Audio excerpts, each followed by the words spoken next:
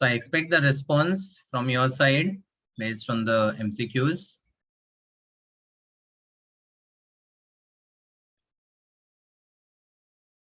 Okay. So section G was the Kirchhoff's law relation. So you are given some set of 4 thermochemical equations. Thermochemical equation क्या होता है? Whenever a chemical reaction is written with its standard physical state and the enthalpy is written alongside, it's called a thermochemical equation. So 4 of the thermochemical equations are given, and through that we have to find the delta H for the reaction of carbon solid converted to carbon gaseous in kilocalorie per mole. Now tell me, when you have some given reactions, and through that if you have to find the enthalpy for some required reaction, what concept do you apply?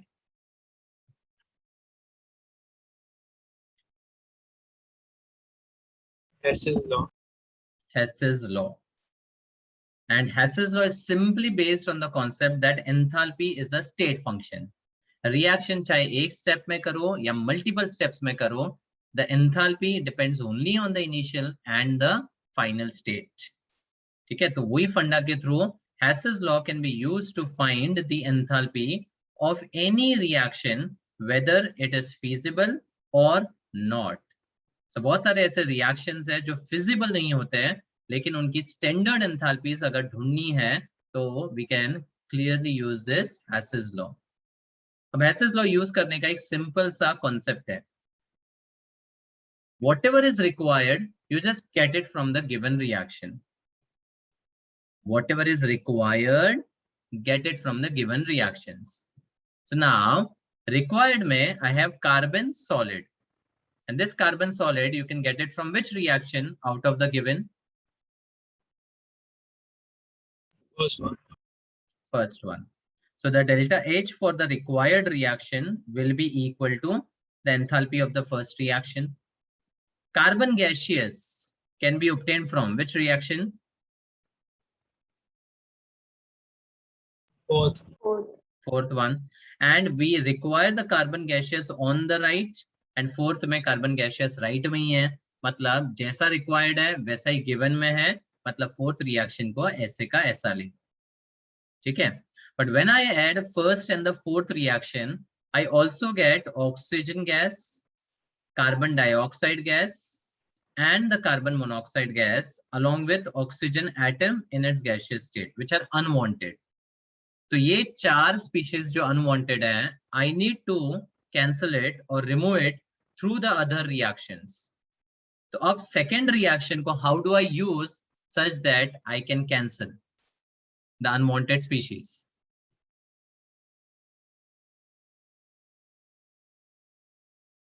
नहीं समझा?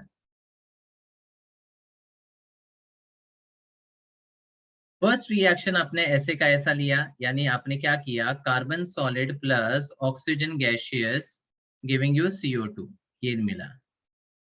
Fourth reaction as it is लिया तो carbon monoxide gaseous plus decomposes to carbon gaseous and oxygen gaseous, बराबर. तो मुझे required में carbon solid to carbon gaseous ही चाहिए. अब ये 4 स्पीशीज तो अनवांटेड है ना, तो इसको मैं निकालूंगा कैसे? So to eliminate or cancel off them I need to use the reaction number 2 and 3. ना हाउ डू आई यूज, वही फंडा है, वो ओरली आपको समझना है. बताओ मुझे सेकेंड रिएक्शन को क्या किया जाए so that I can cancel some of the species. Reverse it, मतलब माइनस ऑफ 2 एंथैल्पी नेगेट हो जाएगा. So when I reverse this, I write the reaction CO2 gaseous giving you CO gaseous and half oxygen. Now उससे आप देखोगे तो carbon dioxide carbon monoxide cancel हो चुका है. अब मुझे O गैसियस और O2 को बैलेंस ऑफ करना है. उसके लिए क्या करें?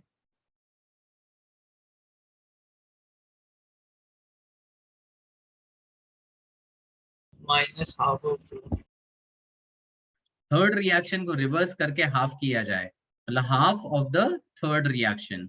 सो अब मैं अगर रीराइट करूं तो मेरे पास आ जाएगा 2 नहीं 1 O gaseous giving you half of oxygen gaseous. ठीक है, तो यहां से O gaseous कैंसिल हो गया और यहां से 1 mole of O2 will be cancelled with this half and this half.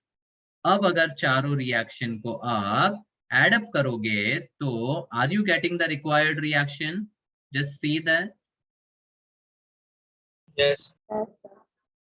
मतलब जो मैथमेटिकल ऑपरेशन आपने यहाँ पर लिखा है that is 100% correct. Hess's law में आपका क्वेश्चन रॉन्ग होने के चांसेस 0 है if you have followed the steps and if you have done the calculation carefully. Calculation में गड़बड़ किया तो फिर प्रॉब्लम हो जाएगा, बट यहाँ पर ये 100% फुल प्रूफ मेथड हो जाएगा जहां पे आप वेरीफाई कर सकते हो कि आपने ये जो 1 + 4 - 2 - हाफ ऑफ 3 लिखा है क्या उससे आपको रिक्वायर्ड रिएक्शन मिल रहा है। अगर हाँ मतलब आपका 100% आंसर करेक्ट है, unless and until you do some problem with the calculations. Got it?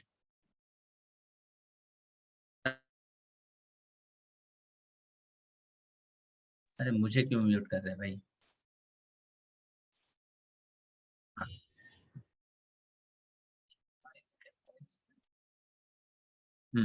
समझा everyone?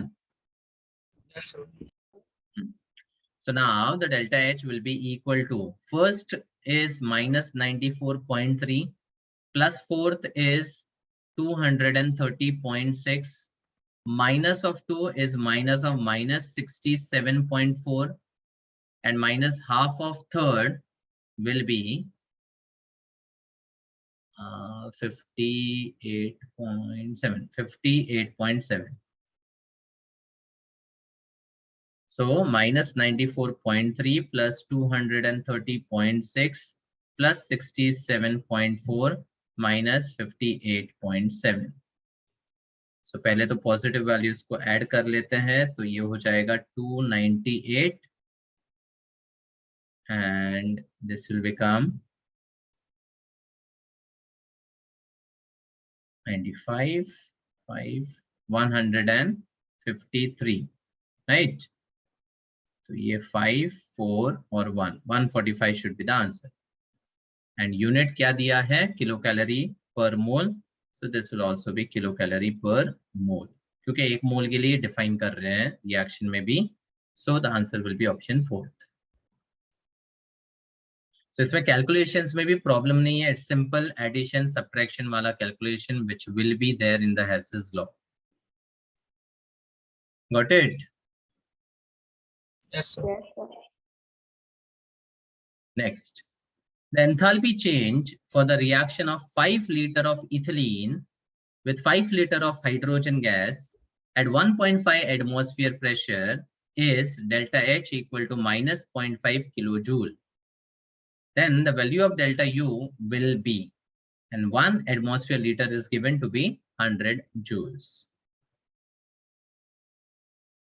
Delta H is given, delta U is to be found. Can you tell me the relation to be applied?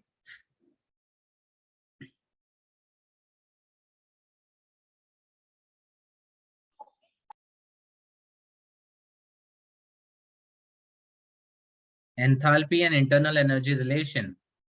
Delta U plus E delta V. The enthalpy delta H is given as delta U plus delta of PV. अब यहाँ पर इसके 4 variation थे. If both the pressure and volumes are changing, P2V2 minus P1V1 ले लो. If P is constant, volume is changing, P delta V ले लो. If volume is constant, pressure changes, then V delta P ले लो. And if there is a reaction, you take it as delta NGRT, right? Yeah. Okay. So now tell me, out of delta PV and delta NGRT, which relation you can use as per the data given?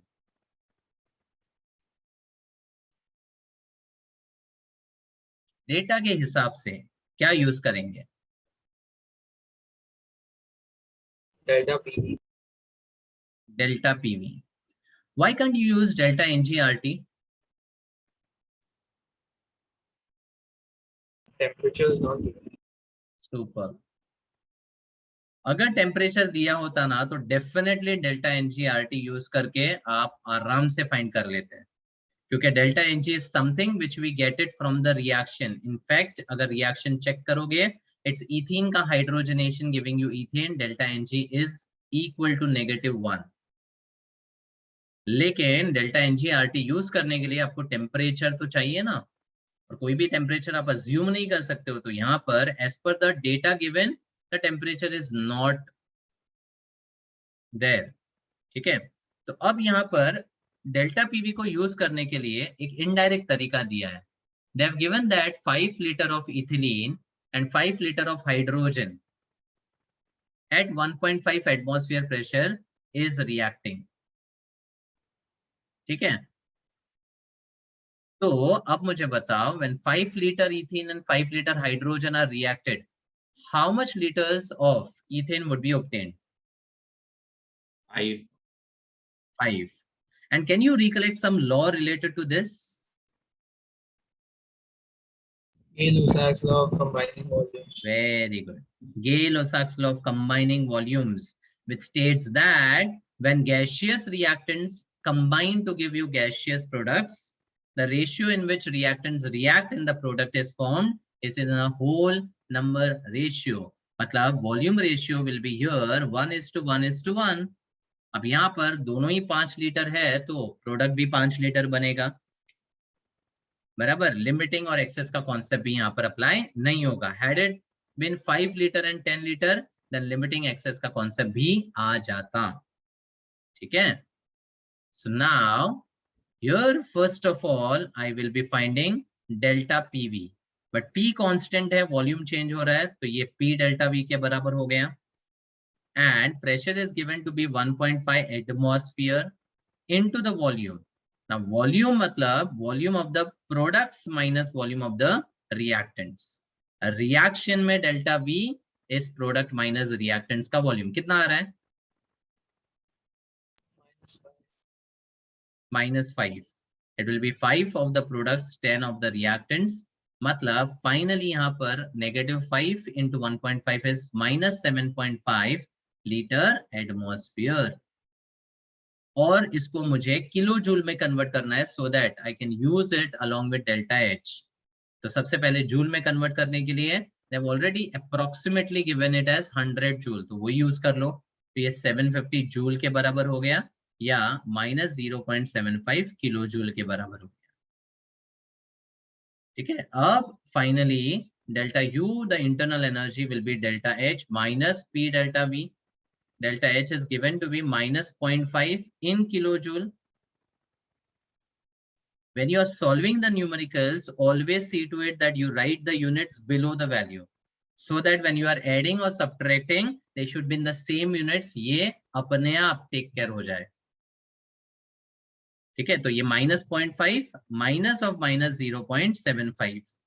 तो finally यहाँ पर ये भी kilojoule में है। The calculation can be done and the answer you get is positive 0.25 kilojoule। The internal energy is positive, मतलब system का internal energy has increased sign convention के हिसाब से, and the answer is option 3। And as I always say in thermodynamics, take care about the signs। Options में normally आप देखोगे magnitude के साथ प्लस एंड माइनस दोनों ऑप्शन रहेंगे। You can see the third and the fourth option। तो magnitude correct आ गया, sign में गड़बड़ कर दिया, you have lost it। ठीक है, तो डबल चेक कर लो साइन कन्वेंशन के लिए भी। Next section is covers the enthalpy of formation and enthalpy of combustion। Now these two standard enthalpies are very important। तो इसमें दो चीजें मैंने आपको बोली थी। When I say standard enthalpy of formation, मतलब it should always be defined for 1 mole at SC2। 1 mole of किसका? Formation of 1 mole of product। तो यहाँ पर whenever you talk about delta HF standard, It is always for 1 mole of the product at STP, and combustion is the burning of 1 mole of reactant. reactant. And formation में दूसरी important चीज, the formation should always be from their constituent elements only, and that too in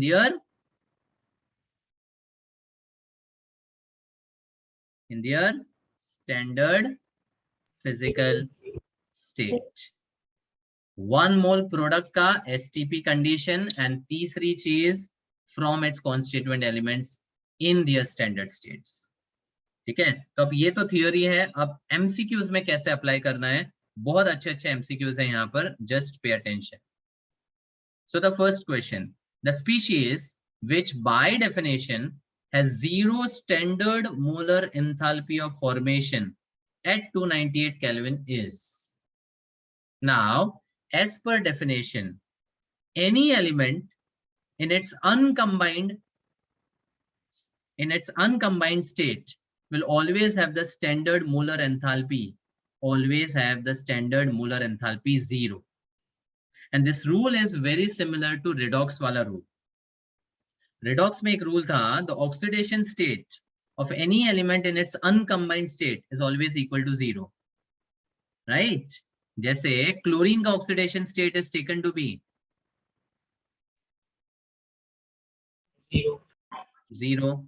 So chlorine हो गया, वैसे fluorine हो गया, bromine, iodine, phosphorus, hydrogen, oxygen, sulphur, इन सब के लिए ऑक्सीडेशन स्टेट हम 0 लेते हैं.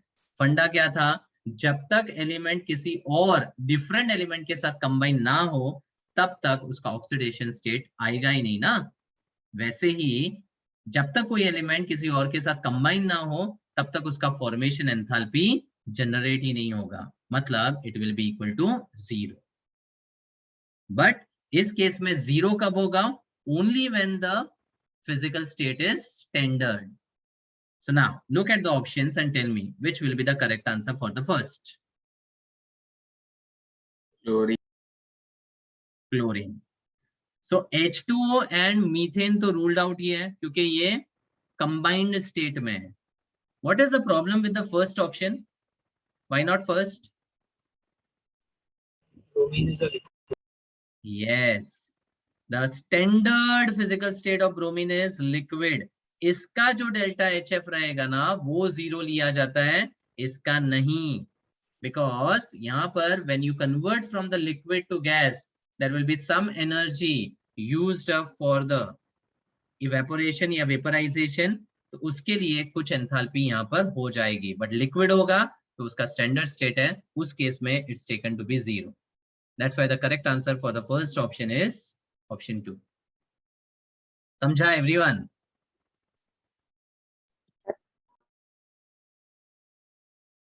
चलो. Which of the reaction defines molar delta HF naught? कौन सा रिएक्शन एंथैल्पी ऑफ फॉर्मेशन को डिफाइन कर रहा है?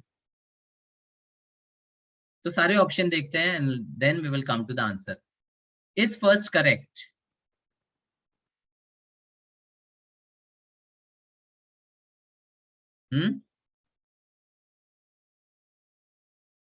One mole of the compound in its standard state formed from its constituent elements, is it satisfying?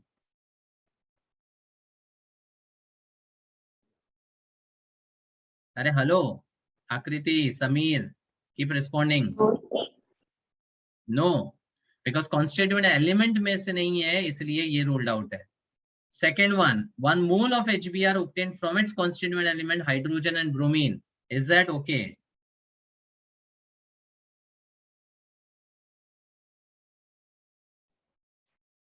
Is that okay? हाँ? No. Why? Reason बोलते जाओ.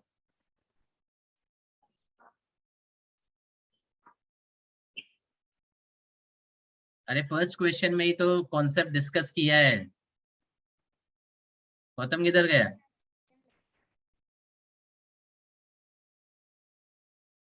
नमन सो गया क्या? No. Is second one correct? Is it the standard enthalpy of formation of HBr? No.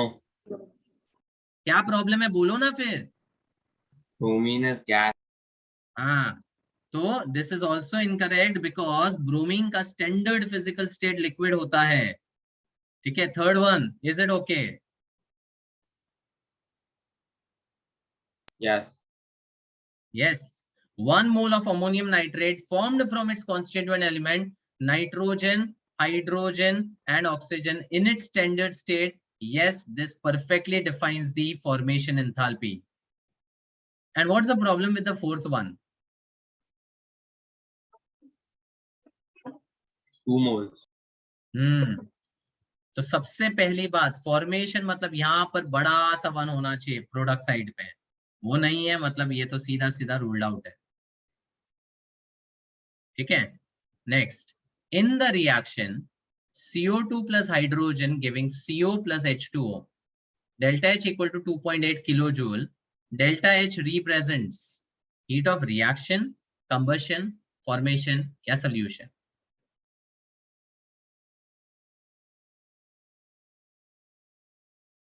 Is this related with combustion reaction या formation या solution?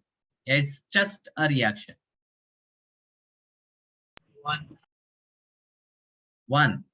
It's just any reaction. ये कोई भी स्टैंडर्ड रिएक्शन को डिफाइन नहीं कर रहा है, बिकॉज ना तो ये कंबशन को रिलेट कर रहा है, ना फॉर्मेशन को रिलेट कर रहा है, ना कोई सॉलिड पानी में डिसॉल्व होकर सोल्यूशन बना रहा है. मतलब ये तीनों ऑप्शन रूल्ड आउट है. इट्स जस्ट अ रिएक्शन, मतलब the delta H will be just called as heat of reaction. Then thermodynamically most stable form of phosphorus is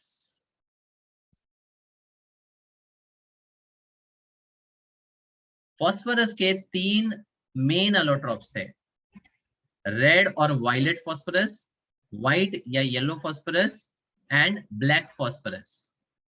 if you know the theory well, उसमें out of the 3 thermodynamically most stable form is black. Black phosphorus is the thermodynamically most stable form of phosphorus. ठीक है, तो ये theory में inorganic chemistry P block में कर चुके हैं. Next, standard enthalpy of formation of ammonia is 46 kilojoule per mole. एक करेक्शन है, it should be negative, minus missing है, माइनस मिसिंग है. Do the correction.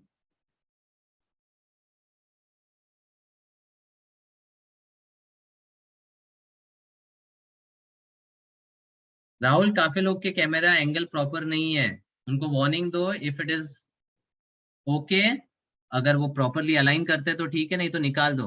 Rahul. Okay sir. तो करेक्शन है, standard enthalpy of formation of ammonia is negative 46 kilojoule per mole. The standard enthalpy change for the following reaction is N2 plus 3H2 giving 2 ammonia के लिए कितना होगा? -92. Yes, because this -46 is for 1 mole of ammonia per mole है और ये standard है. तो अगर उस रिएक्शन को 2 से मल्टीप्लाई करो तो 2 मोल्स के लिए इट विल बी -46 का double, which is -92 kilo joules. ठीक है, इसका आंसर ऑप्शन 4 दिया है क्योंकि क्वेश्चन में ही गड़बड़ था, सो वहां पर भी करेक्शन कर लेना. Answer should be 3rd.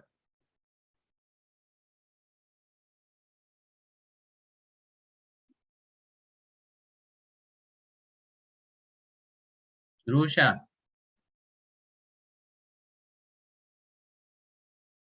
Yes, sir. Camera proper रखो.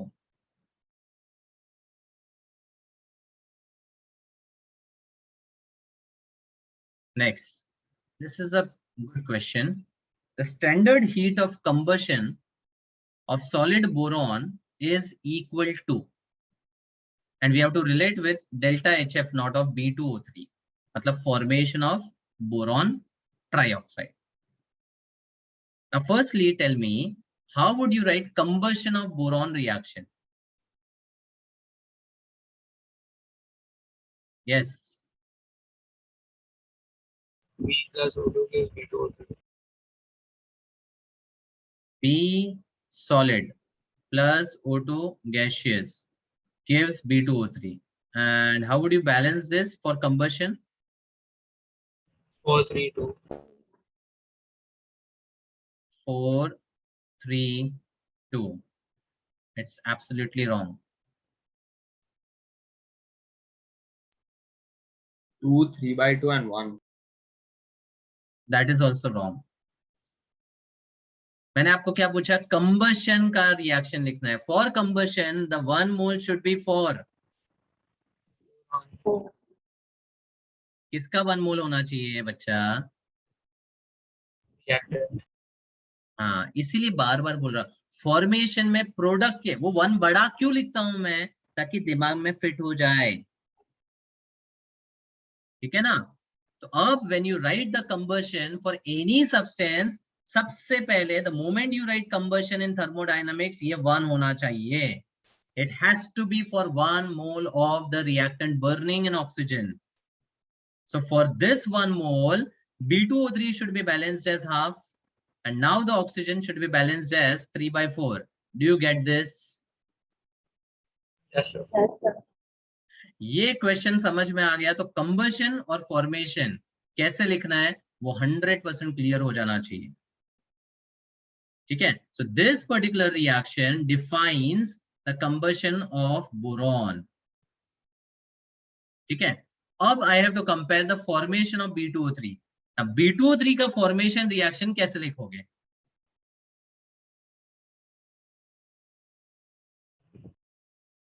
Boron plus 3/2 oxygen gives 1 B2O3. Correct. मतलब you should always start from the product side.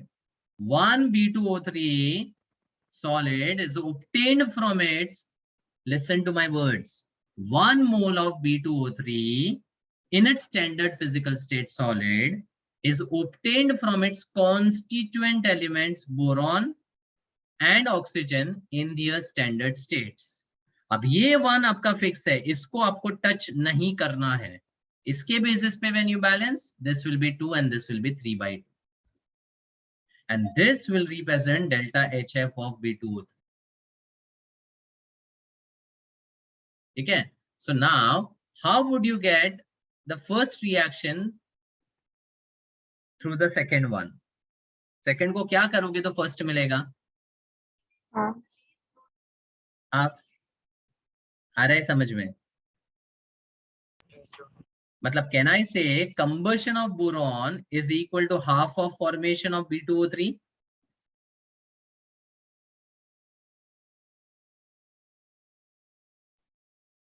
नहीं, सॉरी. कंबशन को हाफ किया. हाँ, बराबर है. क्या किया मैंने? फॉर्मेशन को हाफ किया. हाँ हाँ, बराबर. Understood?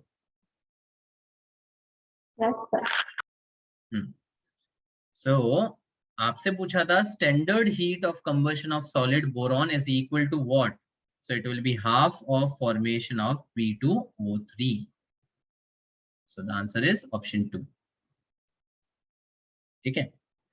Now if I ask you carbon का burning giving you CO2, this reaction represents standard enthalpy of what?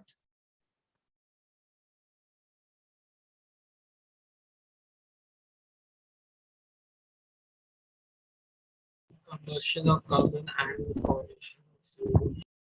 Correct. This represents the combustion of carbon graphite and this also represents the formation of carbon dioxide. इस case में दोनों का reaction common है, मतलब दोनों standard enthalpies का value भी same रहेगा.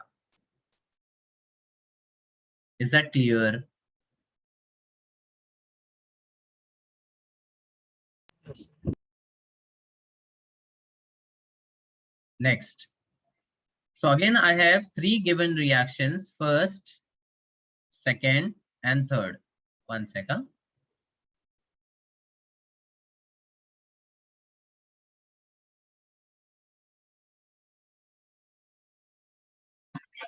So again, you have three reactions with their enthalpies delta H1, 2, and 3.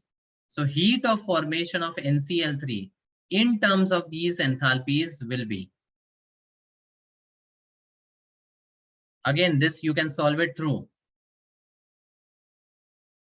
Hess's law. And Hess's law use करने के लिए सबसे पहले आपको required reaction को define करना पड़ेगा. So tell me, heat of formation of NCl3, how would you write? Quick. Half N2 gas plus 3/2 Cl2 gas gives 1 NCl3. 1 NCl3. बार 1 लिख रहा हूं बिकॉज ये 1 आपका फॉर्मेशन में फिक्स हो जाता है. You can't change this. Based on this 1 mole you have to balance everything else. ठीक है. अब हेसेस लॉ में मैंने एक मंत्रा क्या बोला है? Required you have to get it from given. Required you have to get it from given. Point number 2, एक और पॉइंट. जो भी रिक्वायर्ड है आपको गिवन रिएक्शन में चेक करना है whether it is present in one reaction और इन मल्टीपल. अगर एक ही रिएक्शन में है तो उसको डायरेक्टली यूज कर लो, मल्टीपल में है तो उसको स्किप करो. क्या बोला मैं एग्जांपल से बताता हूं.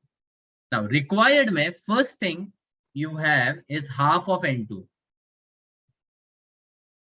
सो where is it in the given reaction?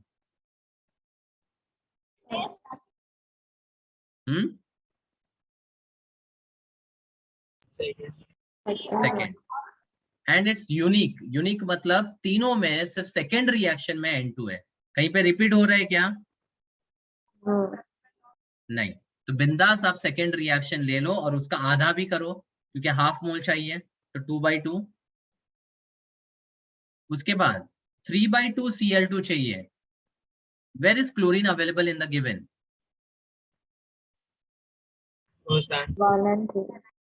1 and 3. Now जब मल्टीपल में है तो फिलहाल के लिए इसको स्किप करो. Do not do any of the mathematical operation for a species which is present multiple times in the given reaction. अब NCl3 पे आओ. Is NCl3 present in the given uniquely? Yes. And it's present in first one. तो मैं 1 को directly ले लूंगा because we want it on the right end 1 mole चाहिए. वैसे ही है तो उठा लो डायरेक्टली.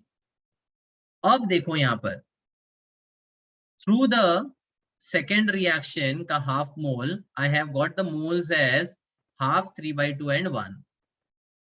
ठीक है. और मैंने फर्स्ट रिएक्शन को यूज किया है. तो फर्स्ट के थ्रू मुझे NCl3 मिला है और सेकेंड के थ्रू मुझे N2 मिल गया. मतलब this 2 things are clear, right? अब अनवांटेड क्या क्या है वो चेक करो. Ammonia is unwanted, chlorine is unwanted and HCl is unwanted. ये मुझे कैंसिल ऑफ करना है. अब अमोनिया अमोनिया देखो कैंसिल हो रहा है तो ये इसका तो काम खत्म. Is chlorine getting cancelled of? नहीं. और हमें चाहिए एक्चुअली क्लोरीन तो हमें HCl को कैंसिल करना है. तो फर्स्ट रिएक्शन में 3 HCl है और थर्ड में 2 HCl है. बताओ क्या करेंगे तो कैंसिल हो जाएगा? -3/2. थर्ड रिएक्शन को रिवर्स करके 3/2 मल्टीप्लाई करो. एक्सेलेंट. क्यों? बिकॉज ये 3/2 हो जाएगा, ये 3/2 हो जाएगा और ये 3 मोल्स हो जाएगा. और जब आपने रिवर्स कर दिया इसको तो HCl कैंसिल हो गया और 3 क्लोरीन में से 3/2 क्लोरीन जाएगा तो 3/2 बचेगा कि नहीं बचेगा? आ गया वांटेड. ठीक है. तो मैं रिएक्शन को रीराइट नहीं कर रहा हूं, मैं डायरेक्टली यहाँ पर जस्टिफाई कर रहा हूं कि जो मुझे रिक्वायर्ड में चाहिए क्या वो मुझे गिवन से मिल रहा है. If yes then 100% your Hess's law approach is correct. मतलब ये रॉन्ग जाने का सवाल ही नहीं उठता है. अगर हेसेस लॉ आ गया मतलब इट्स अ बोनस. तो हमने क्या किया? थर्ड रिएक्शन को 3/2 से मल्टीप्लाई किया. अब इसकी एंथैल्पीज को सब्स्टिट्यूट करो तो डेल्टा H2 का half plus delta H1 minus 3/2 delta H3 है क्या कहीं पे? Second.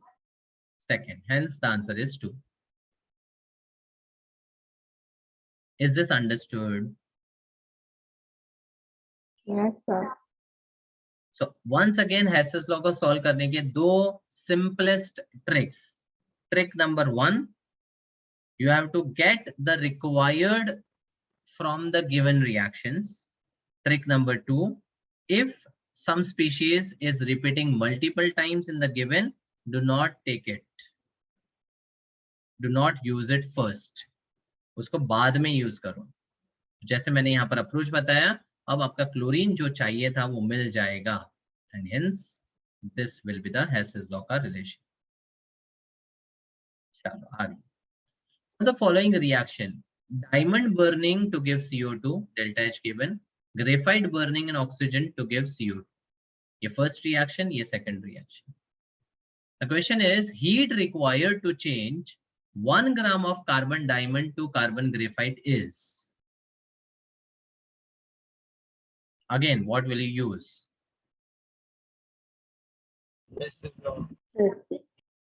Again, दो reactions given है और अगर required find करना है तो Hess's law, और यहाँ तो simple Hess's law लगेगा. क्या करना है बोलो? 1 minus 2. फर्स्ट को एज इट इज उठाओ क्योंकि कार्बन डायमंड चाहिए लेफ्ट में, और सेकंड को रिवर्स करो क्योंकि कार्बन ग्रेफाइट चाहिए राइट में. And when you do that, CO2 and O2 will get cancelled off, and this is what you will get as required, 1 minus 2. ठीक है.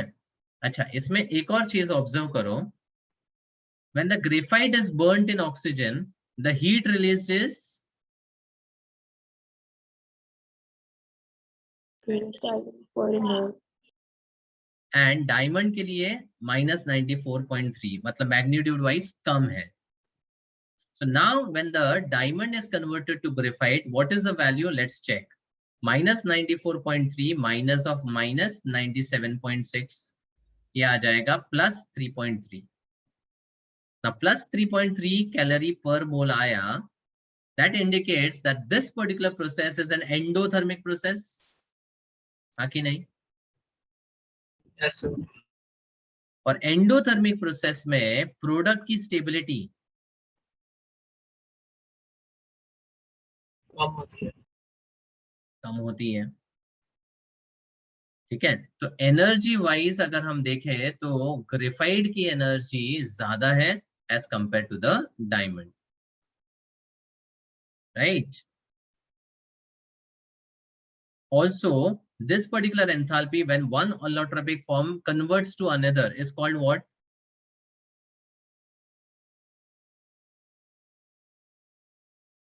One allotropic form is converted into another is called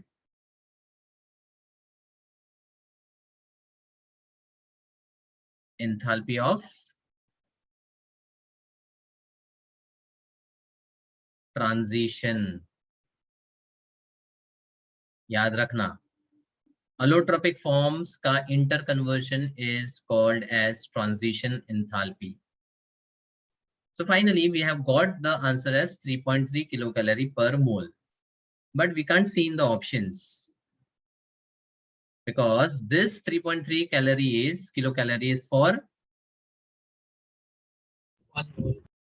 1 मोल यानी 12 gram carbon के लिए.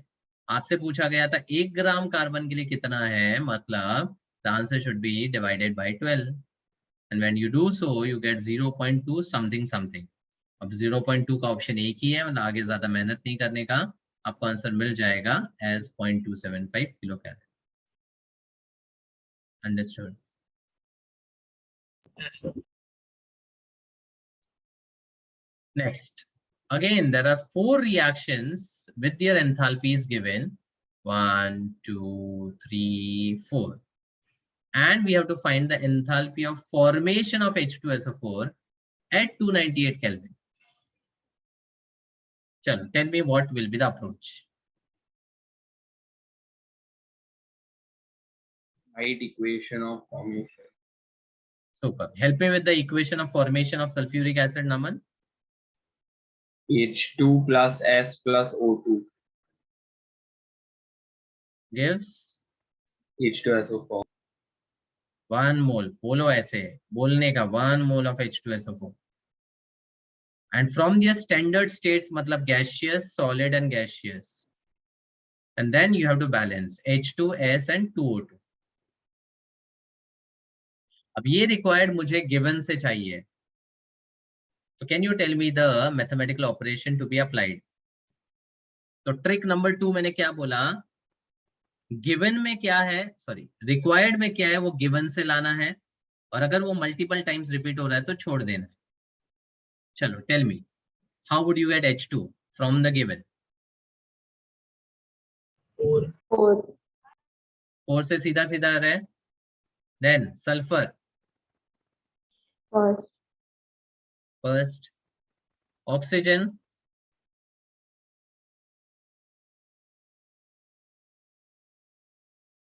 क्या करोगे? छोड़ देना है. छोड़ देना है. Very good. And H2SO4 Last. Third से. मतलब H2S और H2SO4 मेरा आ चुका है. बराबर? अरे हाँ कि नहीं? Yes, sir. तो 4, 1 और 3 में अगर मैं देखूं तो ऑक्सीजन कितना आ गया है, देखो O2 एंड हाफ O2 कितना हो गया? 3/2. 3/2 O2. और मुझे चाहिए कितना? How much is required? 2. Second से मिल पाएगा क्या? Yes, sir. कैसे? And add. मतलब बेसिकली चारों रिएक्शन को ऐड कर लो. अब अगर यहीं पे मैं वर्कआउट करवाऊं तो SO2 SO2 कैंसिल हो रहा है, SO3 SO3 कैंसिल हो रहा है, वाटर वाटर कैंसिल हो रहा है. Are we getting this required equation? Check करो. yes, sir. बस तो हमने वेरीफाई भी कर लिया. मतलब जो हम कर रहे हैं वो एब्सोल्युटली करेक्ट है, एब्सोल्युटली 100% करेक्ट है. इसलिए हेसेस लॉ का कोई भी क्वेश्चन आएगा तो फुल प्रूफ मेथड है, रॉन्ग जाना ही नहीं चाहिए. और कैलकुलेशन में तो गड़बड़ करना ही मत. तो just adding up I get -287.3 minus 298.2, then minus 130.2 and ये वापस 4 क्यों लिखा है मैंने? कौन सा था वो? Second, Okay.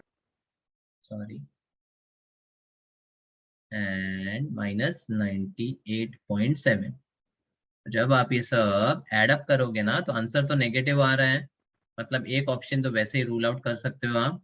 And when you calculate this you get the option as first one, -814.4 kilo joule. And per mole है क्योंकि ये स्टैंडर्ड एंथैल्पी है. Standard is always per mole, remember that. It's molar enthalpy always per mole वाला. समझा? Yes, sir. Then 11th, the values of heat of combustion of ethane and ethine are -341 and -310 kilocalories respectively. Then which of the following is better fuel on mass basis?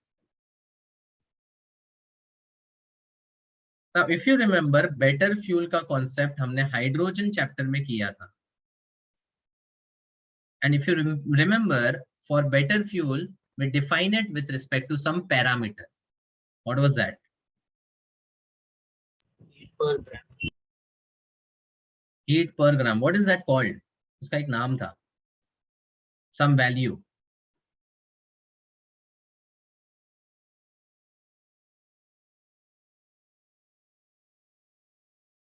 Calorific value. ये याद रखो. Better fuel is identified as calorific value, and calorific value is the heat per gram. मतलब the enthalpy of combustion of that fuel divided by the molar mass. ठीक है, so यहाँ पर we are comparing ethane versus ethyne, जिसकी combustion enthalpies are given. So for better fuel, I'll just divide it with the molar mass. मतलब यहाँ पर 341 है इसका, एंड सामने इथाइन का 310 को डिवाइड करेंगे 26 से.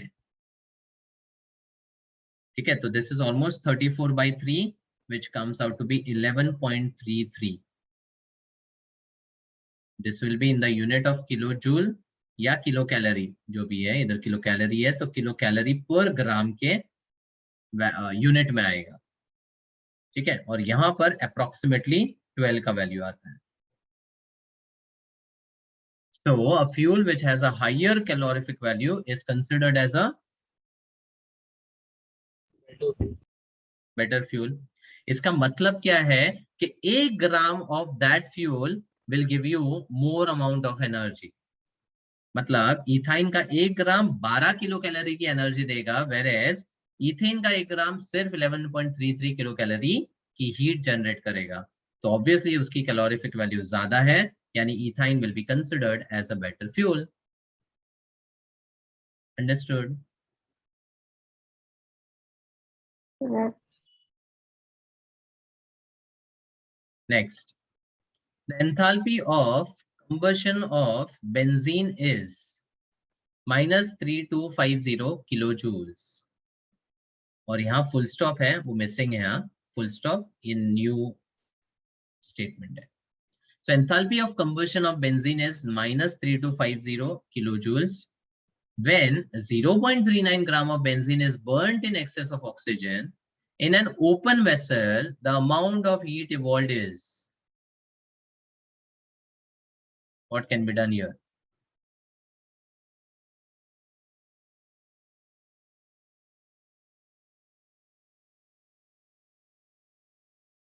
Heat of combustion into number of moles.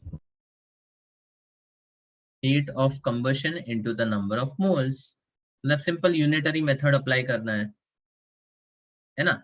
जो एंथैल्पी ऑफ कंबशन होता है दैट्स ऑलवेज डिफाइंड पर मोल, यानी -3250 किलोजूल जो है ना, दैट इज फॉर 78 ग्राम.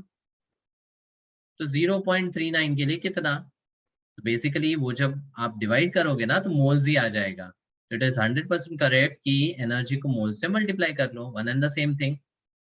ठीक है, तो x यानी जो एंथैल्पी पूछा है that will be 0.39 into -3250 and divide by 78.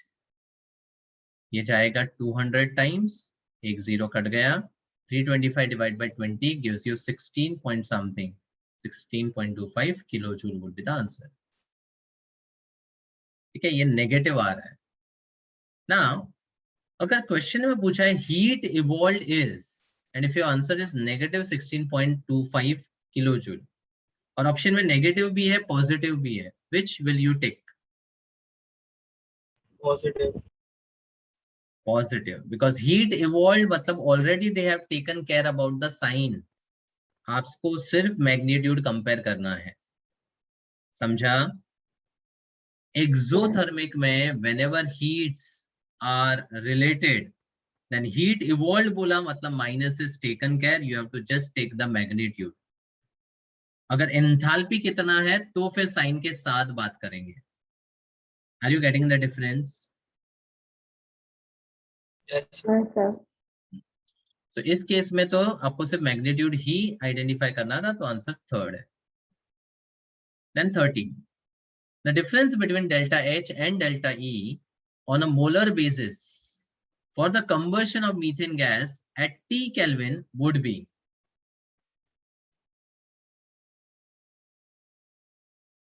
What to do for this? हाँ, डेल्टा एच और डेल्टा यू का रिलेशन यानी डिफरेंस जो है, या तो delta PV, P delta we, we delta P, या डेल्टा एनजीआरटी. अब अगर कोई केमिकल रिएक्शन है तो सबसे पहला थॉट प्रोसेस आपका होना चाहिए डेल्टा एनजीआरटी, और टेम्परेचर दिया है तो डेफिनेटली वो यूज कर सकते हैं. अब इसके लिए obviously we need to write the reaction of combustion of methane. which is 1 mole of methane gaseous burning in oxygen gaseous to give जितना कार्बन उतना CO2 and जितना हाइड्रोजन उससे आधा H2O. H2O को लिक्विड लेना है unless and until the temperature is 373 or beyond. अगर temperature 500 kelvin दिया है तो तो वाटर गैसियस हो जाएगा, उस केस में डेल्टा एनजी में फर्क आ जाएगा.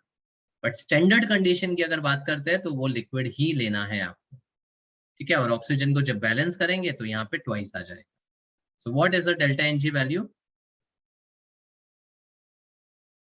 -1. -1 -2 बिकॉज ये 1 माइनस रिएक्टेंट्स का 3 मोल्स है, सो -2. अगर ये -2 है मतलब the answer is -2 into RT. खत्म, आंसर इज थर्ड. समझा? Yes, sir. Next, enthalpy of solution and enthalpy of neutralisation. तो ये सारे स्टैंडर्ड एंथैल्पीज की बात हम कर चुके हैं. अब इनको रिलेट करते हुए क्वेश्चन कैसे आता है वो इंपॉर्टेंट. पहला क्वेश्चन लॉजिकल है. The enthalpy of solution of NaOH in water is -41.6 kilojoule per mole when sodium hydroxide is dissolved in water. Then the temperature of water will increase, decrease, does not change or fluctuates.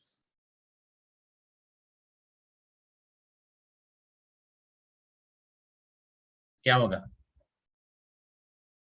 Increases.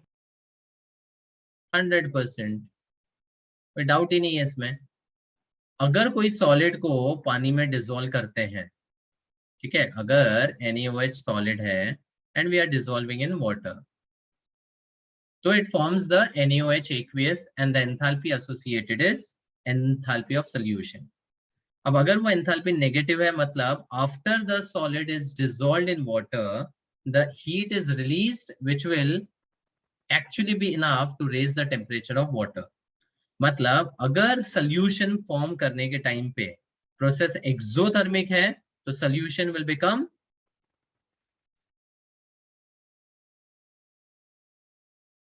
warm, temperature of the water will increase, right?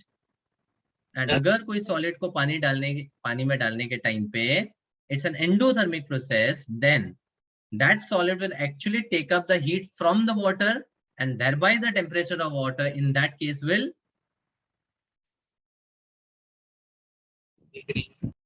decrease. तो ऐसे solids जो water का temperature decrease करते हैं, those solids in the gel form are used in the ice packs, है ना. Ice packs में क्या होता है, वो जो अंदर जेल फॉर्म में होता है ना, that basically is an ammonium compound. ये भी एक फैक्चुअल MCQ आ सकता है. अमोनियम क्लोराइड, अमोनियम नाइट्रेट, ऐसे बहुत सारे अमोनियम कंपाउंड्स जो होते हैं ना, they when dissolved in water always absorbs the heat from the water and decreases the temperature of the water, and this phenomena is used in the ice packs. समझा? Yes, sir. So answer इस case में increase होगा. Next, very good question. 1 mole of anhydrous MgCl2 dissolves in water and liberates 25 calorie per mole of heat. Liberates बोला मतलब enthalpy कितना लेने का? -20. -25. Delta H of hydration of MgCl2 is -30 calorie per mole. Negative ऊपर है. Heat of dissolution of MgCl2 H2O is, dissolution कितना है? अब यहाँ पे 3 एंथैल्पीज की बात हो रही है. सबसे पहले ये जो 25 कैलोरी पर मोल है, this is the heat when 1 mole of anhydrous solid is dissolved in water. Tell me what is this enthalpy called?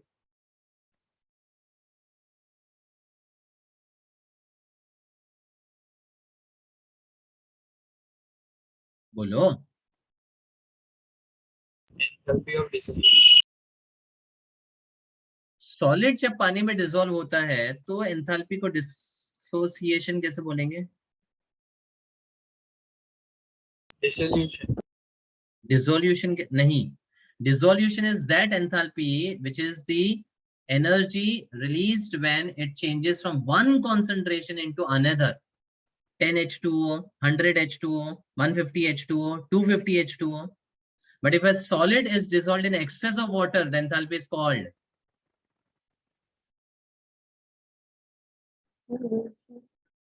solution enthalpy. भाई सॉलिड पानी में डिसॉल्व करके क्या बनाता है? सोल्यूशन। उसी को तो एंथैल्पी ऑफ सोल्यूशन बोलते हैं ना। Yes, sir. अब देखो ये क्वेश्चन को सॉल्व करने का एक सिंपलेस्ट मेथड बता रहा हूँ, triangle method. Triangle method, I have MgCl2 solid anhydrous, मैंने इसको वाटर में डिसॉल्व किया। व्हेन आई से डिसॉल्व्ड इन वाटर, मतलब I am taking the water in very much Excess. excess, and that gives you MgCl2 aqueous. And this particular enthalpy would be called enthalpy of solution. ठीक है? But this solution enthalpy can be broken into two stages.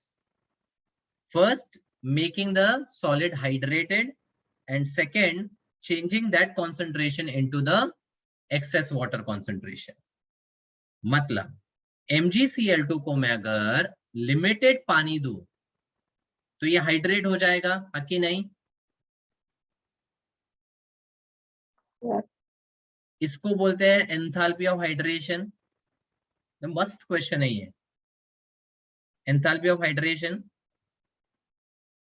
और अगर ये hydrated पानी को, sorry MgCl2 को aqueous MgCl2 में convert करना है तो I need to now add the water in excess. अब this transition is from one concentration into another, hence the enthalpy associated over here is called क्या? Enthalpy of dissolution. Enthalpy of dissolution. ये dissociation नहीं है, dissolution है। ठीक है ना?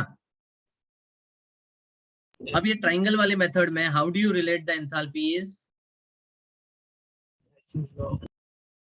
Hess's law, मतलब the solution enthalpy will be equal to sum of the other two, यानी हाइड्रेशन प्लस डिसोल्यूशन। अब इसमें और बहुत सारे क्वेश्चंस आप रिलेट कर सकते हो।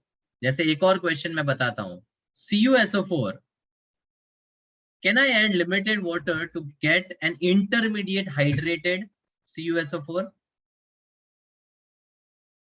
What is that?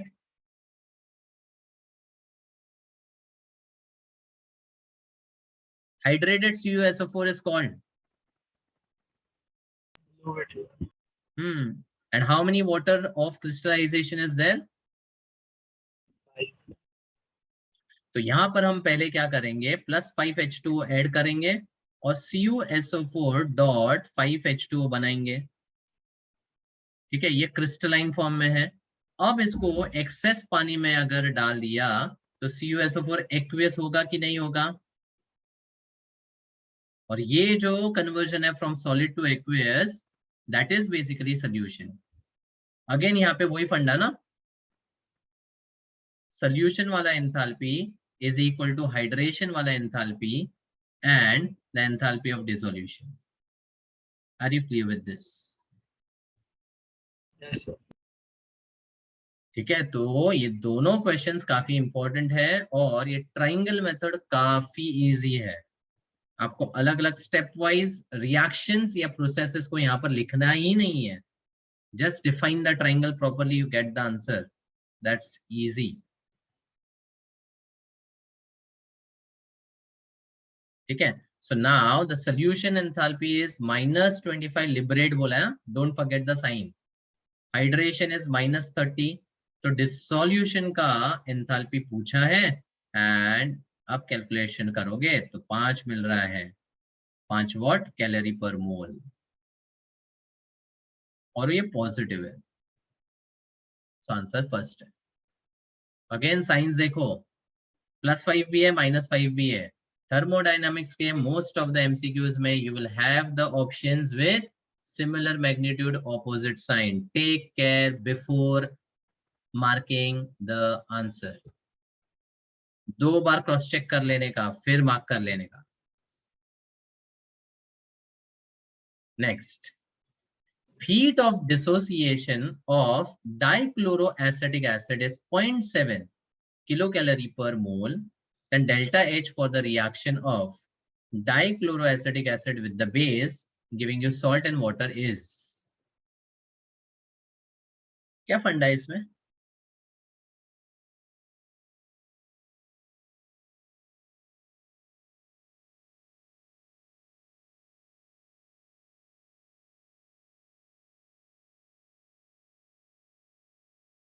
For any neutralization process, if it happens between the strong acid and strong base, the enthalpy of neutralization is always fixed or variable. Yes. Fixed. And do you know the value? You should know that. 67.3 What unit? kilojoule per gram Gram watt. equivalent. या फिर kilo calorie में भी बताया था। 13.7 -13.7 kilo calorie पर gram equivalent. मतलब whenever neutralization happens between a strong acid and the strong base, the energy released is fixed. But if out of the acid or base, one of them or both are weak electrolyte, then some energy will be used from that released energy to break down the weaker electrolyte. मतलब strong होता तो 13.7 energy release होने वाली थी, लेकिन week है जिसको तोड़ने के लिए 0.7 यूज हो गई, तो कितनी एनर्जी रिलीज हुई इस न्यूट्रलाइजेशन के लिए?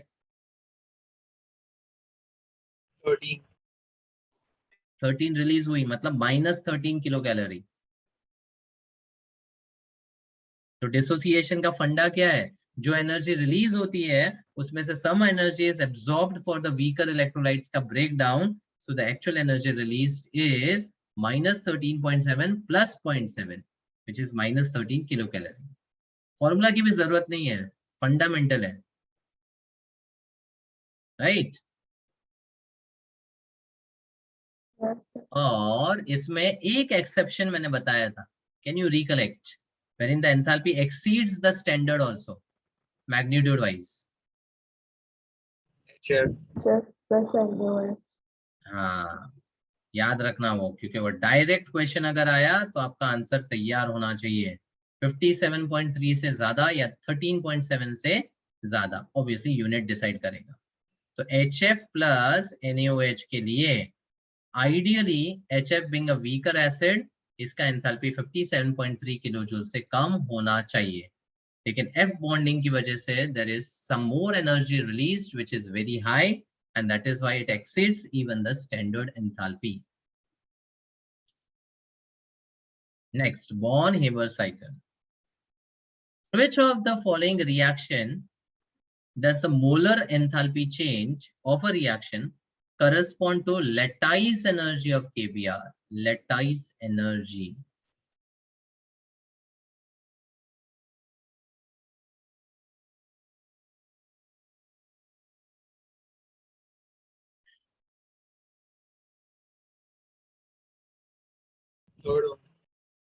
Third one. Lattice energy is related with the energy associated with the breakdown of 1 mole of the ionic solid into its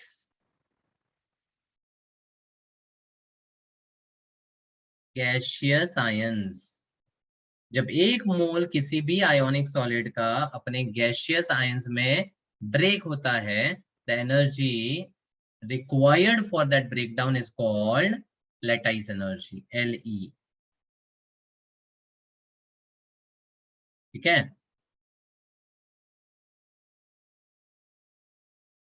Next, calculate the lattice energy for the reaction. Li plus Cl minus gives you LiCl solid. Given that sublimation of Li, dissociation of Cl2, ionization potential of lithium, electron affinity of chlorine, formation of LiCl, all in kilojoule per mole.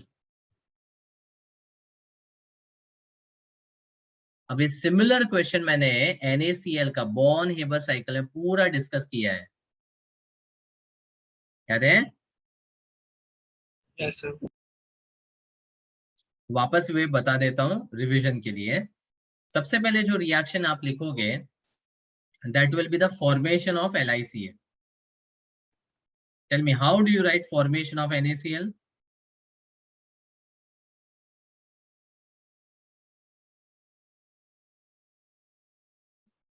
Na plus gaseous plus Cl minus gaseous is NaCl solid. नहीं, solid.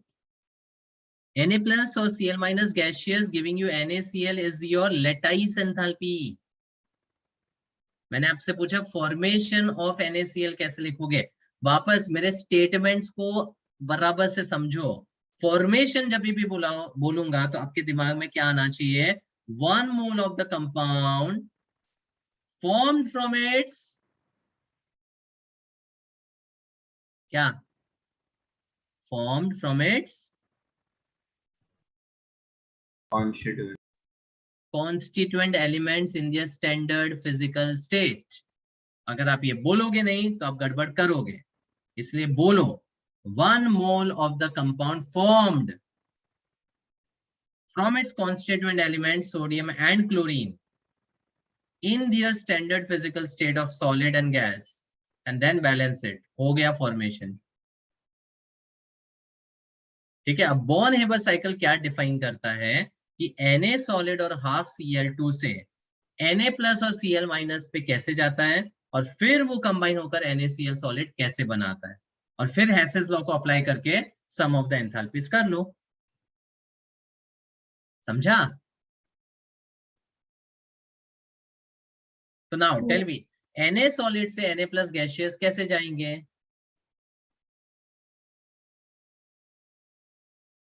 Sublimation and हाँ, तो पहले तो इसको Sublime करोगे Na gaseous बनाकर, यहाँ पर आएगा डेल्टा H सब्लिमेशन का.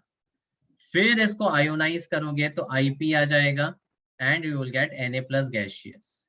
अब हाफ क्लोरीन गैसियस से Cl माइनस लाने के लिए सबसे पहले you need to break down this molecule into gaseous atom, and for that you will require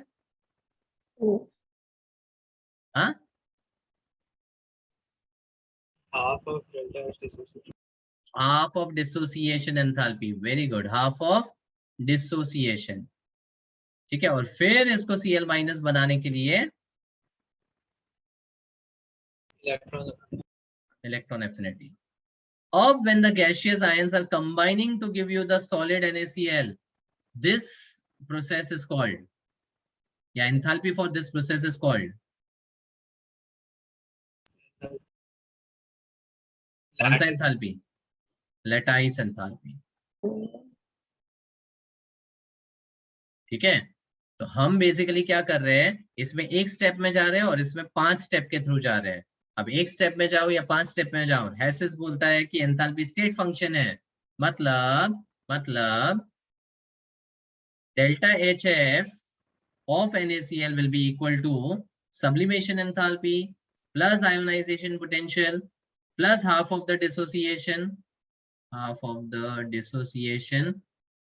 plus electron affinity plus lattice enthalpy हो गया ना? समझा? Yes, sir. So you know sublimation, affinity, dissociation, enthalpy of formation and IP. 5 values आपको पता है, एक ही value पता नहीं है, that is lattice enthalpy. बस ये ढूंढ लेने का है आपको. This is the application of Born-Haber cycle. You get the answer as -837. Understood? Yes, sir. इससे 2 चीजें बहुत इंपॉर्टेंटली आपको लेनी है. जब आप लिखते हो Na plus gaseous plus Cl minus gaseous giving you NaCl, this process relates what enthalpy?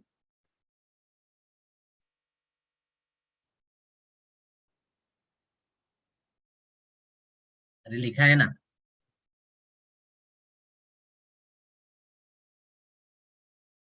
ions forming a solid is related to what enthalpy? So NaCl solid अरे सॉरी, हाँ बोलो. lattice. This is related with lattice enthalpy.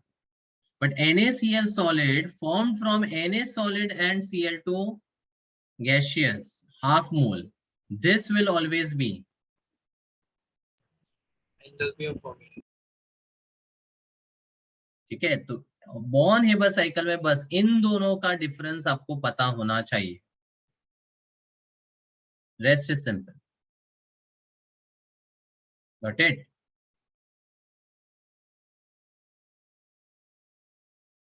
चलो आगे. Coming to bond dissociation enthalpies and resonance energy. The bond dissociation energy of gaseous hydrogen, chlorine and HCl are given kilocalorie per mole respectively. The enthalpy of formation of HCl gas will be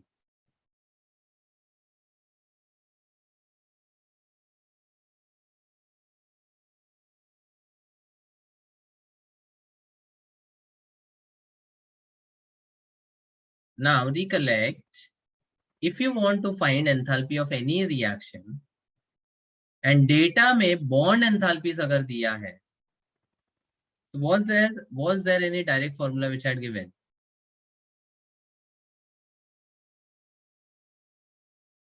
If the data has bond enthalpies,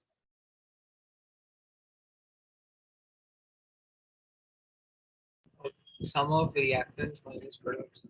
perfect. Sum of reactants minus products. और उसके लिए आपको सिर्फ reaction लिखना है, formula apply करना है और आंसर लाना है. और रिएक्शन किसका लिखोगे? जिसका एंथैल्पी ढूंढना है, मतलब formation. So help me with the reaction required वाला. Half H2 gas plus half Cl2 gas. बस ये रिएक्शंस अच्छे से लिखना आना चाहिए आपको. If you blunder in the reaction, then game over. So 1 mole of HCl formed from its constituent elements in the standard state relates to the formation of HCl, and for this reaction when bond enthalpies is given, the delta H will be equal to summation bond enthalpy of all the reactants minus product. अगर combustion enthalpies दिया है data में तो कौन सा formula? Products minus reactants. Combustion दिया है तो देखो, reactant minus product. The formation is product minus reactant, right? मैंने कंबशन पूछा आकृति. No, sir. You've written reactant minus product. मैं बोल रहा हूँ डेटा में अगर कंबशन एंथैल्पीज दिया है तो फॉर्मूला कैसे लगाओगे? रिएक्टेंट माइनस प्रोडक्ट या प्रोडक्ट माइनस रिएक्टेंट? चेक करो.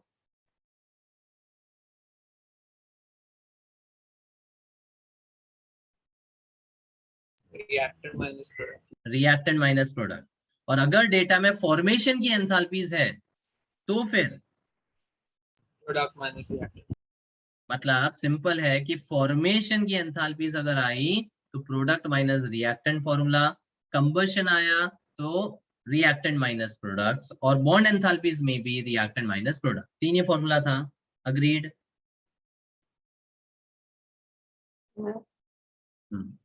सो अब रिएक्टेंट्स माइनस प्रोडक्ट्स मतलब हाफ इनटू H2 का bond enthalpy, sorry, plus half into chlorine का bond enthalpy minus 1 into HCl का बॉन्ड एंथैल्पी.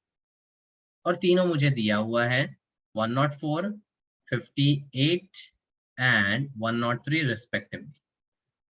अब कैलकुलेट करें तो ये 52 प्लस 29 माइनस 103 62, 72, 81 minus 103 नेगेटिव आएगा 22 और kilo calorie is the answer.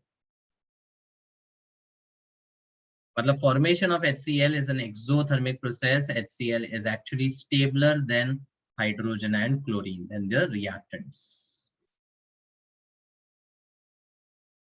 Got it? Yes, sir. Next, ये भी बहुत अच्छा क्वेश्चन है. If enthalpy of dissociation of methane and ethane gaseous into gaseous atoms are 320 and 600 calorie respectively, then bond energy of CC bond is how much? CC को तोड़ने का energy कितना?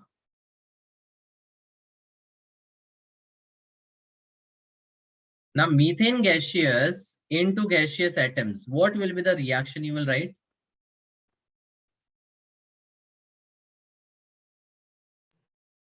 C gases plus 4H gases. Don't make a mistake of writing C plus 2H2 gaseous. वो wrong है. Whenever 1 mole of a compound is broken down into their gaseous atoms, it's called enthalpy of atomization. उसी को bond enthalpy भी बोलते हैं. तो C gaseous और 4 hydrogen gaseous. अब इसमें how many bonds of methane have been broken down? 4. So can I say 320 calorie का जो energy है, that's related to 4 CH bond. मतलब एक CH bond को तोड़ने का एनर्जी कितना हुआ? Average 80 calorie. अब when ethane is broken down, it will give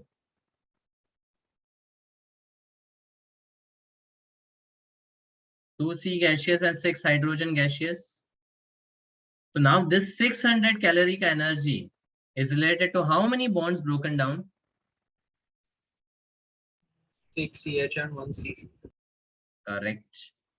6 CH and 1 CC. और CH के लिए तो एनर्जी 80 है, तो 6 into 80 plus 1 CC एवरेज है ना. तो चाहे मीथेन के लिए बात करो या इथेन के लिए या कोई भी CH बॉन्ड का एनर्जी बात करो, 80 कैलोरीज होने वाला है. ठीक है, तो अब simple calculation 600 minus 480 will give you CC का breakdown enthalpy as 120 calories. Understood?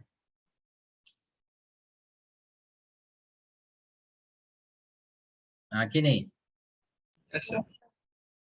By the way ये जो एंथैल्पीज है इसको BDE बोल सकते हो, बॉन्ड एसोसिएशन एंथैल्पी, या फिर these are also called delta HA. What is A? Atomization. Atomization. Last one. Heat of hydrogenation of ethene is X1 and that of benzene is X2. Hence, resonance energy is. ये similar type का question हम organic में कर चुके हैं. 3x1 minus x2. 3x1 minus x2. Because ethene का hydrogenation क्या करता है? डबल बॉन्ड को सिंगल बॉन्ड में कन्वर्ट करता है. मतलब एक अनसेचुरेटेड को सेचुरेटेड में बनाने के लिए एनर्जी लगती है x1. अब अपने बेंजीन में ऐसे 3 पाई बॉन्ड्स है, तो 1, 2 और 3. थियोरेटिकली 3x1 की एनर्जी लगेगी. But benzene में these pi bonds are arranged in conjugated system which have the tendency to Resonate. delocalize and resonate, and because of that the molecule becomes stable. That is why there is some stabilization energy associated with benzene. That stabilization energy itself is called Resonance energy. resonance energy. और organic में if you remember ये graph भी मैंने बताया था. If I have cyclohexene with only 1 pi bond, तो hydrogenation का energy is -118. Then if I have cyclohexadiene with 2 pi bonds, obviously energy उससे ज्यादा होगी, -230. बेंजीन में 3 पाई बॉन्ड्स है तो एनर्जी इससे भी ज्यादा होगी, तो एक्सपेक्टेड है कि -356 की एनर्जी रिलीज हो, लेकिन प्रैक्टिकली कितना वैल्यू आया इसका, just -206, and as a matter of fact it is even lesser than the cyclohexadiene. याद है एक क्वेश्चन भी था कि which of the following molecules have the least heat of hydrogenation, याद है कि नहीं? Yes, sir. तो अगर ये 3 ऑप्शन है तो obviously cyclohexene would be the answer, but अगर ऑर्डर कंपेयर करने बोला तो साइक्लोहेक्सीन के बाद बेंजीन आएगा और फिर साइक्लोहेक्साडाइन आएगा. That order was very important, है ना? Yes, sir. हाँ, तो अब एक्चुअल एनर्जी -206 आ रही है, तो यहाँ पर 150 किलोजूल पर मोल की जो एनर्जी है ना, that is the stabilising energy या रेजोनेंस एनर्जी. तो रेजोनेंस एनर्जी कैलकुलेट करने के लिए थियोरेटिकल हीट ऑफ हाइड्रोजनेशन को ऑब्जर्व्ड या एक्सपेरिमेंटल से सबट्रैक्ट कर दो. ठीक है, थियोरेटिकली एक पाई बॉन्ड को हाइड्रोजनेट करने का x1 एनर्जी है, तो बेंजीन में 3 है, तो 3 है मतलब थियोरेटिकल एनर्जी 3x1 हो गई. ठीक है, बट यहाँ पर एक्चुअल या ऑब्जर्व्ड जो है वो x2 ही है, तो इसका डिफरेंस जब लेंगे वही डिफरेंस आपको रेजोनेंस एनर्जी देता है. ऐसा ना? Yes, sir. ठीक है, सो दैट इज द फंडा ऑफ रेजोनेंस और स्टेबलाइजेशन एनर्जी. उसके अलावा एक और ग्राफ मैंने बताया था which was related to the stability of alkenes inversely related to the heat of hydrogenation. हाँ कि नहीं? Yes, sir. सबसे ज्यादा हीट ऑफ हाइड्रोजनेशन इथीन में होता है क्योंकि उसमें कोई भी अल्फा एच नहीं होता है, और सबसे कम टेट्रा सब्स्टिट्यूटेड अल्कीन में होता है बिकॉज 4 अल्काइल के बेसिस पे there will be maximum number of what, Hyperconjugating structures. Hyper conjugating structures. ठीक है, तो टेट्रा सब्स्टिट्यूटेड के बाद आता है ट्राई सब्स्टिट्यूटेड, ट्राई के बाद आता है डाई. अब डाई में भी 1,1 डाई आएगा या 1,2 डाई आएगा, तो 1,2 के कंपैरिजन में 1,1 डाई सब्स्टिट्यूटेड ज्यादा स्टेबल है. दो the stability is almost similar, लेकिन जस्ट थोड़ा अगर माइन्यूटली कंपेयर करें तो 1,1 का ज्यादा था. इसमें मैंने बताया भी था इसका जो कार्बन आयन बनेगा that will be more stable as compare to 1,2 का कार्बन आयन. याद है? अरे है कि नहीं? 1,1 वाला di substituted is more stable than 1,2 वाला डाई सब्स्टिट्यूटेड.